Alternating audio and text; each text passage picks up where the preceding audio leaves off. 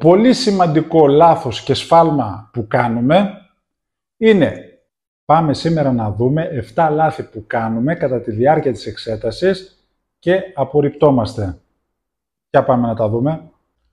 Το πρώτο και πιο βασικό σφάλμα που κάνουμε όταν ξεκινάμε την εξέτασή μας είναι να ξεκινήσουμε χωρίς έλεγχο και χωρίς φλας. Δηλαδή κρατάω το τιμόνι, βάζω την πρώτη ταχύτητα, προσπαθώ να ξεκινήσω και ξεχνάω να γυρίσω το κεφάλι, καθρέφτη, νεκρή γωνία και να ανάψω το φλας. Προσοχή λοιπόν, πολύ βασικό, να ανάψω το φλας, να κάνω και τον έλεγχο πριν ξεκινήσω από τη θέση στάθμευσης. Δεύτερο λάθος ή σφάλμα που κάνουμε στις εξετάσεις όταν ξεκινήσουμε την εξέταση είναι η θέση στο οδόστρωμα.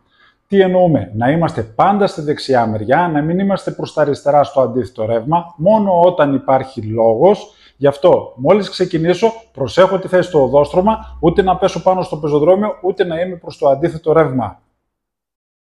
Τρίτο λάθος που κάνουμε στις εξετάσεις είναι οι στροφές, είτε δεξιές είτε αριστερές. Προσέχω λοιπόν, μόλις μου δώσει το παράγγελμα για αριστερή στροφή, να πάω λίγο προς τη μέση του οδοστρώματος και να στρίψω ανοιχτά την αριστερή στροφή. Ή αν θέλω να στρίψω δεξιά, κλειστά τη δεξιά στροφή και να προσέξω να μην χτυπήσω το πεζοδρόμιο. Τέταρτο λάθος ή σφάλμα που κάνουμε στις εξετάσεις είναι το σωστό φλας, να το ανάψουμε στο σωστό χρονικό σημείο. Την ώρα που μας δίνει την εντολή ο εξεταστής, να στρίψουμε αριστερά ή δεξιά, πρέπει να ελέγξουμε και να ανάψουμε το φλας και να μην καθυστερήσουμε. Μας λέει στρίψε αριστερά, ελέγχω τον καθρέφτη μου, ανάβω το φλασάκι μου, ξαναελέγχω και πιάνω αριστερά ή και το αντίστοιχο για να πάω δεξιά. Σωστή θέση λοιπόν στο οδόστρωμα και προσέχουμε πώς θα κάνουμε αλλαγή κατεύθυνσης ή αλλαγή και θέση στο οδόστρωμα. Πέμπτο λάθος που κάνουμε στις εξετάσεις είναι να προσέξουμε στις δοκιμασίες τις δύο, στη γωνία και στο παρκάρισμα, να μην ανέβουμε στο πεζοδρόμιο. Στο παρκάρισμα επιτρέπεται να χτυπήσουμε στο πεζοδρόμιο, δεν επιτρέπεται να ανέβουμε, γι' αυτό και πάμε σιγά σιγά, αλλά στη γωνία δεν επιτρέπεται καθόλου να ακουμπήσουμε το πεζοδρόμιο. Άρα προσέξτε τα πεζοδρόμια στις δύο αυτές δοκιμασίες, το παρκάρισμα και τη γωνία.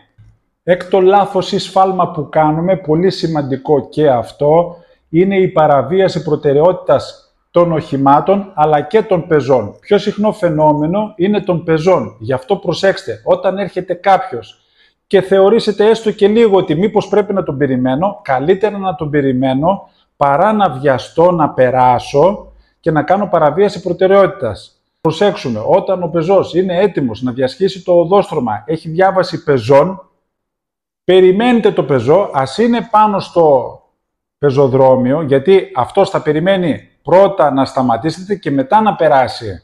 Δεν είναι χαζός να κατέβει να τον πατήσετε εσείς, γι' αυτό προσέξτε προτεραιότητα και των πεζών, αλλά και των αυτοκινήτων, των οχημάτων.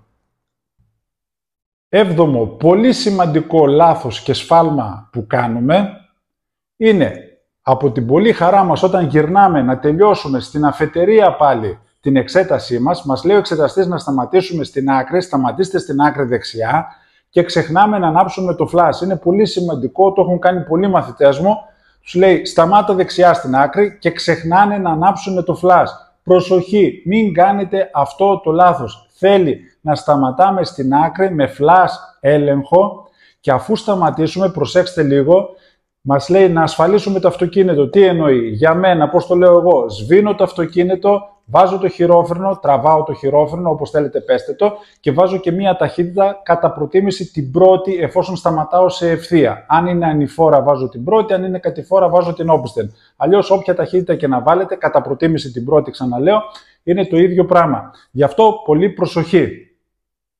Για άλλη μια φορά σας ευχαριστώ πάρα πολύ. Σχολείο Οδηγών Φλέγκας. Να είστε όλοι καλά. Γεια σας.